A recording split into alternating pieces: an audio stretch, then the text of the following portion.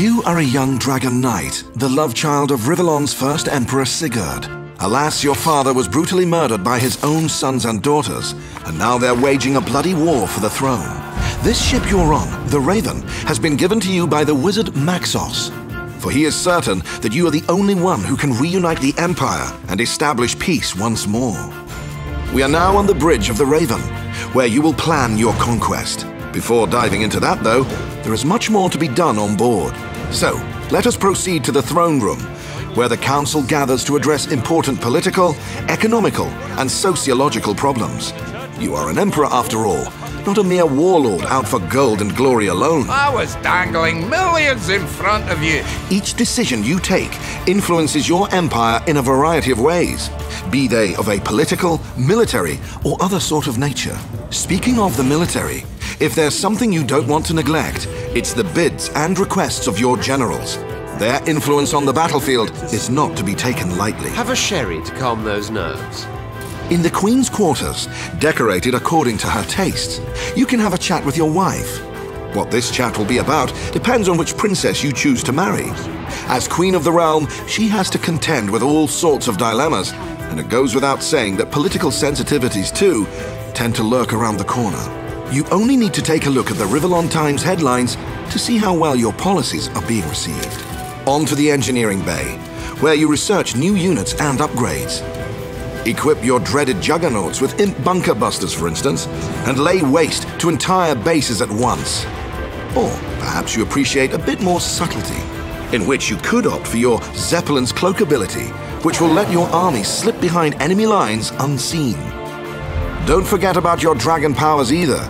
You may be a mighty creature from the start, but being able to cast destructive spells like Pillar of Flame, or turning the tide by charming key enemy units, is not to be spurned.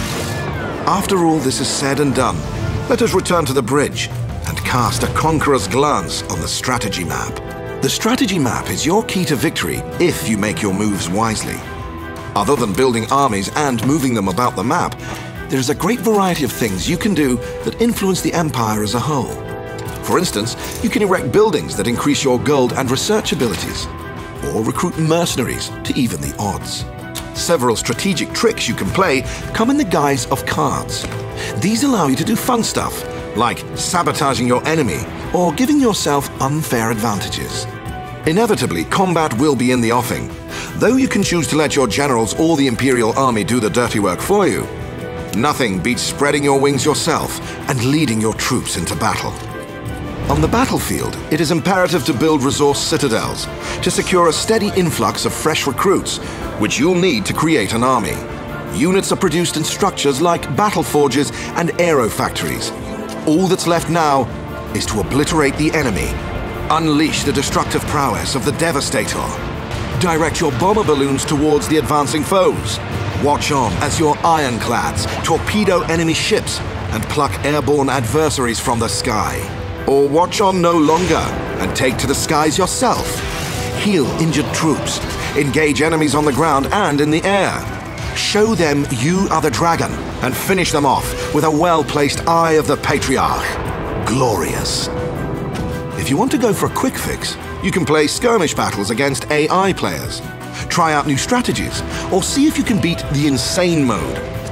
There's even a custom campaign mode which features a fully randomized storyline. Once you are familiar with the game rules, why not try your hand at LAN or online multiplayer battles? You can of course play skirmish matches, but the multiplayer takes on a whole other dimension when you play a campaign with or against others. You can even change the game rules to your liking. When you've got the hang of it, try playing on our ranked servers, and your battles will count towards your score on the global leaderboards.